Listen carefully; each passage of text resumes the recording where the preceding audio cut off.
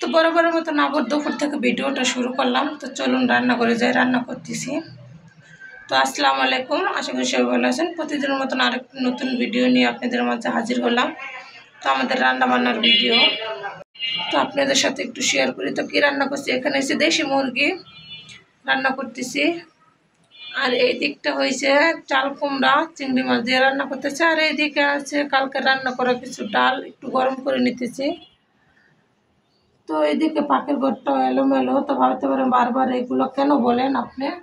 তো মানে এলোমেলোর কারণে আমার খুব খারাপ লাগে যে এত নোংরাভাবে এর ভিতরে কাজ করে খাইতাম।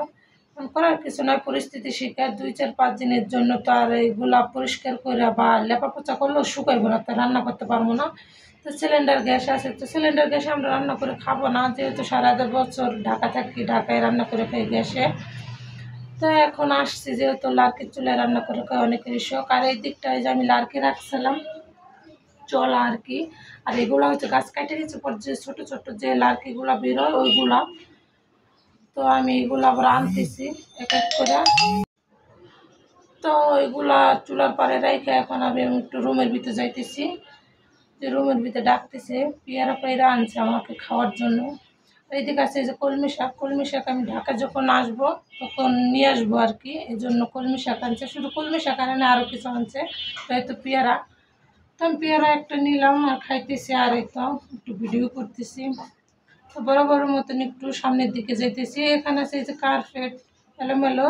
আর এখানে আছে কচুরলতি, এটাও লয়ে যাবো ঢাকা যাওয়ার সময়। আছে শাপলা, এগুলো আমার জন্যই আনছে, আমি যাওয়ার পথে নিয়ে যাবো। এখানে আছে মুগ ডাল, এটা ভাইজা ভাঙে কীভাবে আমি জানি না, তো আমাকে রেডি করে দিব ভাইজা আমার জালেরা। আর বড় মতন 2টা নারকেল আছে এখানে।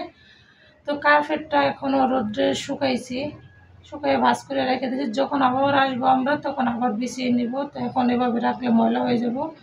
তো বড় মতন আবার আমি পাখির ঘরে যাব। তো পাখির ঘরে যাওয়ার আগে আমি আমার রুমে ঢুকলাম, যে কাপড় চুপ রেডি করে রাখি, রান্না শেষ করে আইসা তা গোসল করবো। তো এই যে দেখেন পাখির ঘর উদম করে রেখে গেলে, মানে এবার মেলে রেখে গেলে মুরগিতে শালিক পাখিতে যা মানে বিরক্ত বোধ করে। তো এদিকে অলরেডি রান্নাবান্না শেষ। তো রান্নাবান্না শেষ করে তো রুমে নিয়ে আসছি। এই তো লাল লাল কষা কষা মুরগির, দেশি মুরগির গোস। তো এখন রান্নাবান্না শেষ, গোসল কইরা রেডি হইয়া তারপরে তো আমরা খাইতে বসছি। এখানে আছে আমার ভাবি। তো বড় মতন তো ভাত নিয়ে নিয়েছি, সাদা ভাত, জালি কুমড়, দেশি মুরগির গোস আর ডাল। আর এইদিকে আমি খাইতে বসছি। তো খাইতে বসছি এই তো। ভাবতে পারেন যে আপনার মুখ স্টিকার লাগাইছেন কেন। আমার মুখটা একদম বাজে দেখায়, আমি খুব অসুস্থ ছিলাম, যার কারণে মুখটা খুব বাজে দেখায়। এই জন্য আর কি ক্যামেরার সামনে আসতে চাই না। আমাদের ভিডিওটি যদি ভালো লাগে অবশ্যই লাইক দিয়ে পাশে থাকবেন, বেশি বেশি সাবস্ক্রাইব এবং ফলো দিয়ে পাশে থাকবেন।